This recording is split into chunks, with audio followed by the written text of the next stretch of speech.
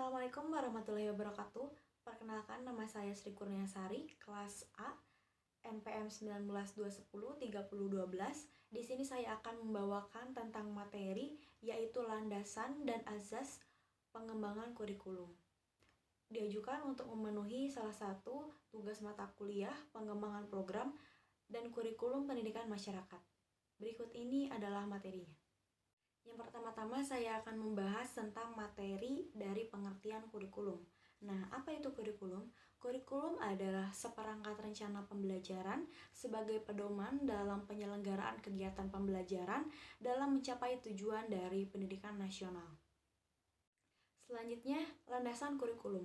Landasan pengembangan kurikulum pada dasarnya merupakan faktor-faktor yang harus diperhatikan dan dipertimbangkan pada saat mengembangkan kurikulum lembaga pendidikan. Adapun kurikulum memiliki 3 landasan pokok dalam melaksanakan, membina, dan mengembangkan kurikulum. 3 landasan pokok tersebut, yang pertama landasan filosofis, sosial budaya, dan psikologis. Selanjutnya yang akan kita bahas mengenai landasan filsafat.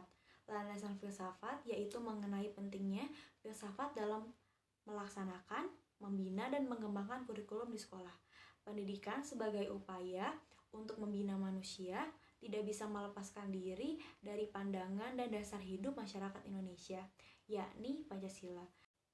Poin selanjutnya adalah sosial budaya. Pendidikan adalah proses untuk meningkatkan harkat dan martabat manusia. Pendidikan adalah proses sosialisasi melalui interaksi insan menuju manusia yang berbudaya. Dalam konteks itulah peserta didik diharapkan dengan budaya manusia dibina dan dikembangkan sesuai dengan nilai budayanya. Yang ketiga, landasan psikologis. Landasan psikologis yaitu landasan yang berhubungan dengan pendidikan, berkenaan dengan perilaku manusia. Sebab melalui pendidikan diharapkan adanya perubahan pribadi menuju kedewasaan, baik fisik, mental, intelektual, moral, dan sosial. Selanjutnya yang akan kita bahas mengenai asas-asas kurikulum. Asas merupakan dasar pemikiran. Kurikulum adalah sebuah pedoman dalam pembelajaran yang memiliki dasar pemikiran sesuai dengan karakteristik negara. Dalam pembuatan pembelajaran yang menarik, maka perlu menyesuaikan dengan karakteristik bangsa Indonesia. Dan berikut ini merupakan berbagai macam asas-asas kurikulum. Yang pertama yang akan kita bahas yaitu asas religius. Pada asas religius, kurikulum yang akan dikembangkan dan diterapkan berdasarkan nilai-nilai ilahiyah atau agama.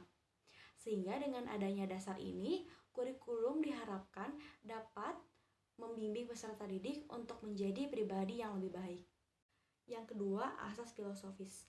Asas filosofis berkenaan dengan filsafat dan tujuan pendidikan.